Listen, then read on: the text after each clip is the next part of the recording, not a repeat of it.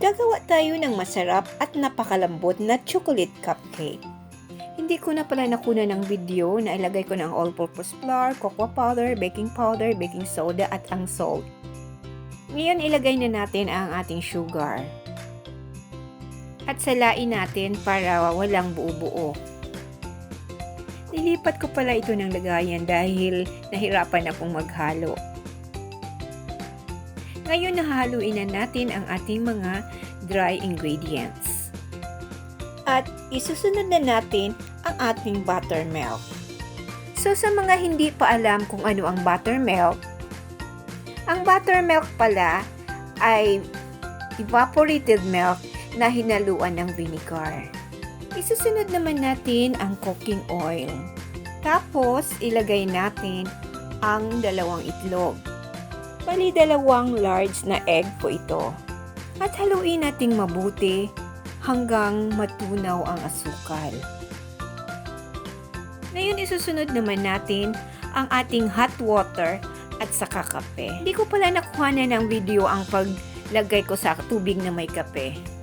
Pagkatapos haluin natin ito ng mabuti. I-set aside muna natin ang ating butter at mag-preheat na tayo ng ating kawali.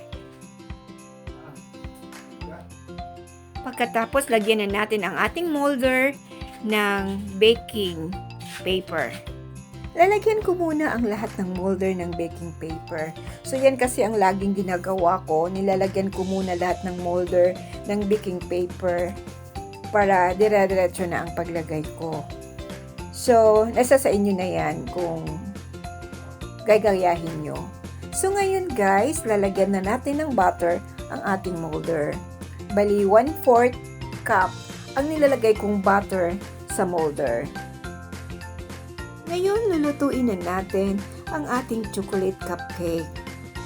Bali 8 lang ang nailagay ko sa kawali dahil maliit lang itong kawali ko. At ayan, nailagay na natin ang ating chocolate cupcake sa kawali. Tapos takpan natin ito at balikan natin after 10 minutes. Pagkatapos ng 10 minuto, balikan na natin ang ating niluluto na cupcake. Tapos, titingnan natin kung luto na ba ito. So, tutusukin natin ng toothpick. Pag wala nang sumasamang butter sa ating toothpick, ibig sabihin, luto na ito. So, yun nga, luto na ang ating cupcake. So, hahanguin na natin. At nakagawa tayo ng 19 pieces na chocolate cupcake. Napakalambot ng ating chocolate cupcake at ang sarap-sarap nito. Talagang gustong-gusto ito ng aking mga anak. Kaya subukan nyo na. Thank you for watching!